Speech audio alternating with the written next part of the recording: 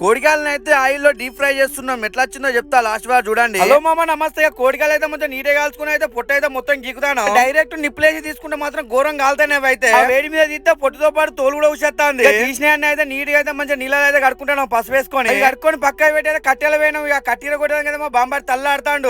పెద్ద బాంబాడిదేమో కట్టెలు కొట్టరా అని చెప్పంటే వాడేమో మాడికాయలు కొడతాడు. మా చిన్న బాంబాడిదేమో డబ్బలు కలుపుకుందని చెప్పని కాళ్ళని ఇస్రాకలో పెడతాడు. మా విష్ణు బాంబాడి చూసి అయితే కార్న్ ఫ్లవర్ శనగపిండి ఎంత వేయాలని ఎత్తాడు. మా చిన్న బాంబాడిదేమో ఉప్పు కారం అల్లం పసుపు లాంటి అన్ని వేసుకుని మంచి నీట్గా కలుపుకుంటాడు. అంత కలుపుకున్నాక అయితే ఉప్పు టేస్ట్ చూడమని చెప్పంటే లైట్ కొంచెం నాకి చూస్తాడు. మొత్తం కలుపుకున్నాక అయితే సూర్యునికి అయితే కద్దరు నాకు అవపడుతుంది. ఇది అయితే ఎలా చేసాం ఏంటి అనేది అయితే మా యూట్యూబ్ ఛానల్ ఉంది. ఎవరైనా చూడాలి అనుకుంటే మాత్రం మన బయోలో అయితే యూట్యూబ్ లింక్ ఉంది, వెళ్ళి చూడండి. పెనంలో అయితే ఆయిల్ పోసుకున్న ఆయిల్ వేడెక్కగానే మనం ముందే కలిపెట్టుకున్న కోడికాయలు అయితే వేసుకోవాలి. ఫస్ట్ మనం నిప్పుల మీద కలుసుకున్నాం కాబట్టి ఆయిల్ అయితే కసేపు ఉంచాలి, ఎక్కువ చెప్పుంటే మాడిపోతాయి అంతా. మా మామూలు అయితే డ్యూటీ అయిపోయి ఇక్కడ రాగానే మా మామూలు అయితే మళ్ళీ డ్యూటీ ఎక్కించినాం మేమైతే. మా మామ అయితే ముందే కోసి పెట్టిన పచ్చిమిర్చి అయితే నూనె లేపుకొని అయితే కోడికాయలు ఎత్తాడు.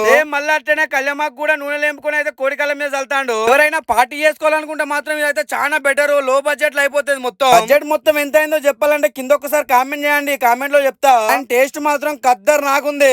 వీడియో అయితే నెక్స్ట్ వీడియో మళ్ళీ కలుద్దాం. బాయ్.